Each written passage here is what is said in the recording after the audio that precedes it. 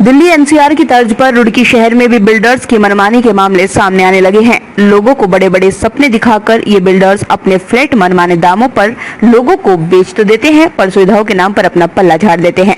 आपको बता दें कि रुड़की शहर के सलेमपुर के पास पुरुषोत्तम रेजिडेंसी के नाम से कॉलोनी बनाई गई है, जिसमें फ्लैट्स बनाए गए हैं और बड़े बड़े विज्ञापनों के माध्यम से आमजन को लुभावने वादे कर मोटी रकम वसूल फ्लैट बेचे गए थे।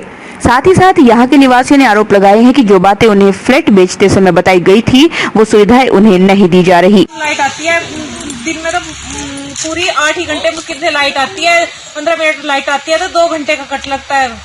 उसके बाद फिर 15 मिनट लाइट आएगी, फिर 2 घंटे का कट लगता है। जगह जगह बिजली के नंगे तार छोड़े गए हैं, स्ट्रीट लाइट के जितनी भी वायर है सारी नंगी है।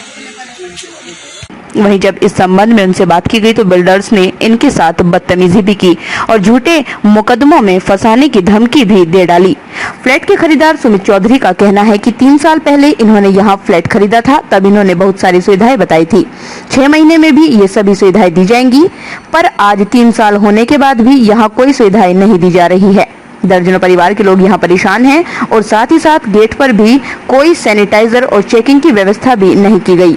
और अब जब 3-4 दिन पहले मैनेजर से मीटिंग के दौरान हमने अपनी बात रखी तो इन्हीं के साथ ही एक महिला कर्मचारी ने हमारे साथ बेहद बदतमीजी की और गाली गलौज तक कर डाला। ये सर हम पिछले 3 साल से रह रहे हैं यहाँ पे और इन लोगों ने हम यहाँ से बहुत सुविधाएं देने के वादे कर रखे थे, ये देंगे वो देंगे। उसमें तो सिर्फ हमें पानी दिया जाता है, यहाँ ना लाइट है, कोई सुविधा यहाँ हमें उपलब्ध नहीं कराई गई। उसके बाद हम ऑफिस में हमारे लोग जाते हैं तो ये लोग हमारे जेंट्स के आगे इस लेडीज को खड़ा कर देते हैं। ये कहती है, ये देखते आदमियों का कपड़े उतारने की धमकी देती है कि मेरे तो कपड़े फाड़े हैं। उसके बाद इसने जाकर झूठी रिपोर्ट कर दी है और इनके ऊपर मुकदमे कर दिए झूठे, और उसके बाद कहती है मैं आत्महत्या कर लूंगी। यहाँ तक हमें डरा रही है कि तुम लोग कोई भी एक्शन लोगे तो मैं आत्महत्या कर सकती हूँ। और यहाँ पर इतने गहरे गहरे गड्ढे हैं, अब देखो बरसात आने वाली, इसमें इतना पानी भर जाएगा, हमारे बच्चों का इतना भय, हम अपने बच्चों को अकेला यहाँ नीचे नहीं छोड़ सकते। आए दिन हमें यहाँ सांप दिखते हैं रोड पे, आए दिन दूसरे दिन सांप। बिजली के तार नंगे छोड़े गए, बिजली के सारे तार, हमारी रेलिंग में 3 बार करंट आ चुका, 3 बार करंट आ चुका हमारी रेलिंग के अंदर ही, जो सीढ़ियों की रेलिंग है। अब बताओ हम कहाँ से जाएंगे? हम मौजूद थे, हम सब लेडीज वहाँ पर थी, कुछ नहीं हुआ। इन लोगों ने हमें वापसी गाली दी, बदतमीजी करी प्रदीप ने और अग्रवाल ने। हमारे को ये बोलती और मैं तो तुम्हें ऐसा कर, हम ये चाहते हैं कि भाई कोई भी यहाँ से फ्लैट लेने से पहले इनकी इंक्वायरी करे। हम नहीं चाहते, पूरे क्षेत्रवासी से कहती हूँ कि पुरुषोत्तम रेजिडेंसी में कोई फ्लैट ही न ले। पहले भला घुसला कर हम फ्लैट लेने के लिए वो करते हैं, फिर उसके बाद कोई भी सुविधा नहीं देते और झूठे मुकदमे में फंसाने की धमकी देने लगी, जबकि वहां महिलाएं भी मौजूद थी। वहीं कॉलोनी की महिलाओं ने यह भी बताया कि कॉलोनी में जगह जगह बिजली के नंगे तारों को भी छोड़ा गया है, जिससे बच्चे भी वहां खेलते हैं और बच्चों को भी खतरा है। तारों को अंडरग्राउंड भी नहीं किया गया और 200 से ज्यादा कट लगाए गए हैं। बरसात के मौसम में पानी भी कई फुट तक भर जाता है, जिससे बहुत बीमारियां फैलने का डर बना रहता है। वहीं अब लाखों रुपए खर्च करने के बाद भी दर्जनों परिवार परेशानियों से जूझ रहे हैं, जिसको लेकर सभी लोग डरे भी हुए हैं। अब देखने वाली बात ये होगी कि इस तरह के बिल्डर्स पर किस तरह की कार्रवाई होती है। मेरा नाम पुरुषोत्तम रेजिडेंसी है, इंडस्ट्रियल एरिया रामनगर में ये स्थित है। इसमें हमने लगभग 3 साल पहले फ्लैट लिया था। इनके जो डायरेक्टर हैं वीके अग्रवाल जी और प्रदीप धावन जी, उन्होंने हमें जो जो सुविधाएं यहाँ पर बताई थी, उन सुविधाओं का 30% भी उन्होंने हमें 3 साल में करके नहीं दिया। हमारे पास इसका पूरा परफॉर्मा है, रोज ये न्यूज़पेपर में निकलवाते हैं कि हम ये यहाँ पर सुविधा दे रहे हैं।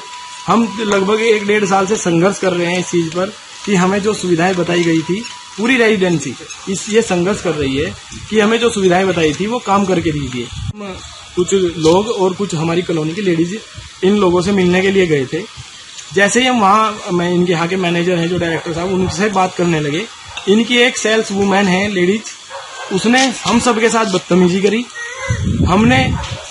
हम तो चुप हो गए, लेकिन हमारी लेडीजों ने उसका जवाब दिया। उससे पूछा कि तुम हमारे बीच में क्यों बोल रही हो। जब उसकी नहीं चली, वहाँ पे कोई सब उन्होंने फैसला करा दिया, तो उसने एक झूठी तहरीर सुबह 22 तारीख को थाने में दी।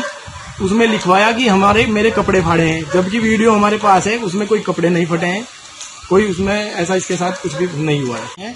पानी यहीं पर भरा रहता है और डेंगू, पिछले साल भी यहाँ पर डेंगू पूरे भारत में ही फैला था और डेंगू की बहुत शिकायत आती है हमारी कॉलोनी से। इसीलिए आती है कि वो पानी यहाँ पर गंदा भरा रहता है। जैसे बहुत तरह पूरा भर जाता है बरसात के मौसम में, पूरा तालाब इधर बच्चों के डूबने का अंदेशा रहता है। वहाँ बच्चों के डूबने का अंदेशा पूरा रहता है। एक बच्चा गिर भी गया था, पानी थोड़ा था, बच गया था। पहले पिछले साल यहाँ बच्चा गिरा भी था। अगर बच्चा डूब, ये तो कहते हैं खुद जिम्मेदार हो आप लोग।